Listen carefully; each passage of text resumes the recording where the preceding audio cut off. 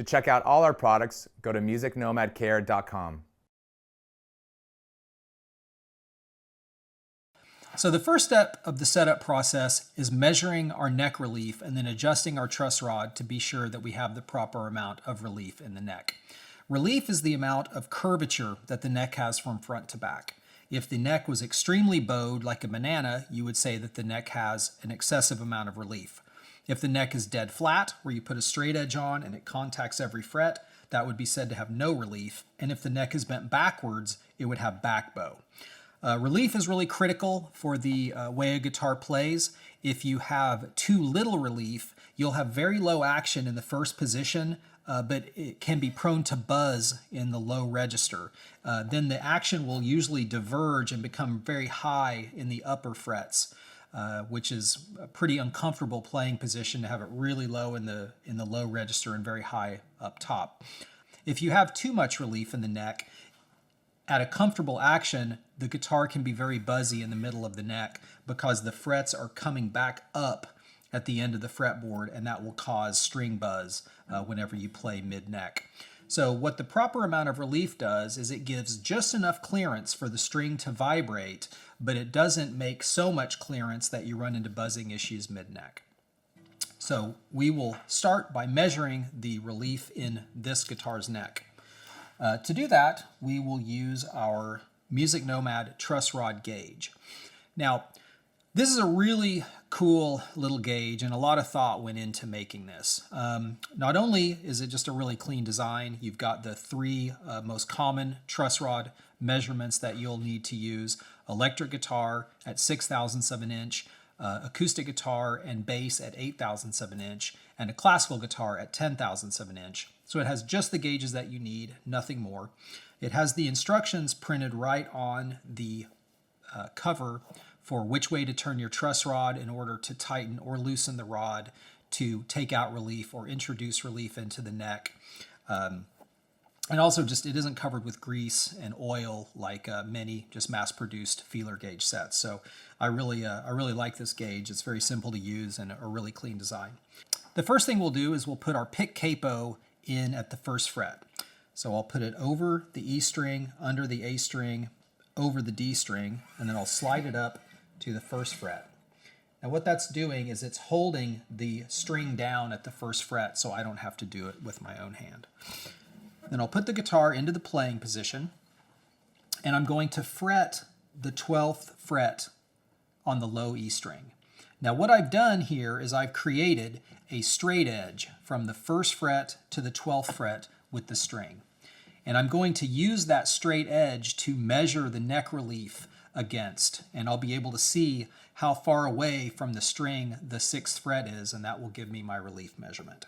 So I'm going to pick my acoustic guitar truss rod gauge, which is 8/1000 of an inch. You might wonder why 8/1000. Well, I have done literally thousands, probably tens of thousands of setups on all kinds of instruments, either by hand or with the assistance of the plec for fretwork, and we have determined that for most players, 90-95% of the time, these relief settings work really well as a good baseline to get a good, clean, comfortable action on most guitars. We're going to use the 8/1000 of an inch truss rod gauge to measure the gap between the 6th fret and the string.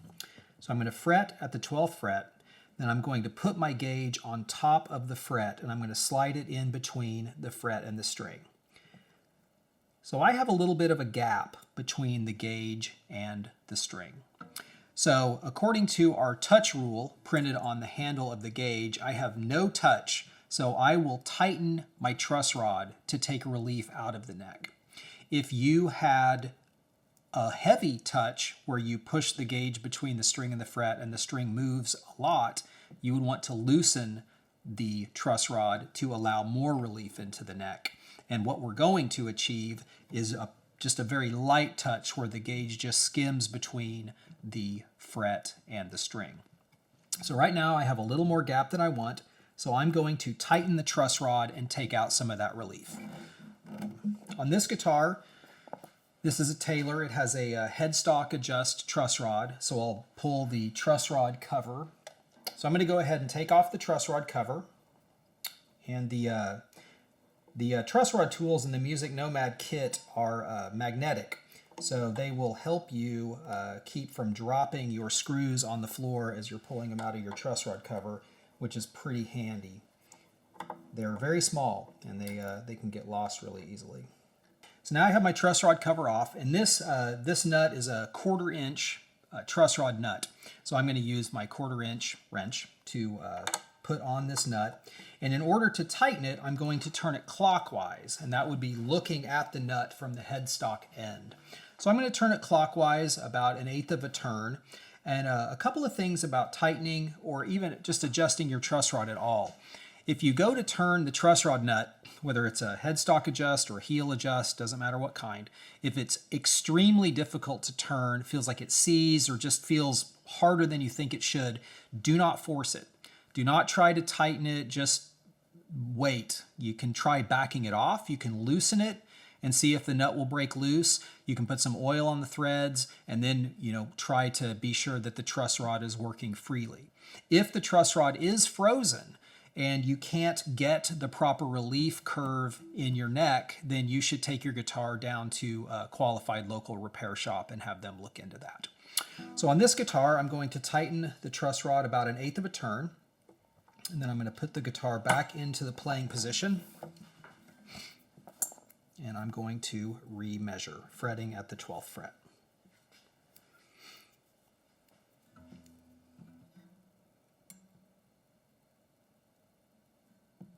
And that is just touching the string and the fret. So that is a perfect light touch on the gauge. For detailed videos on how to use each gauge during the setup process, please visit musicnomadcare.com for all our how-to videos.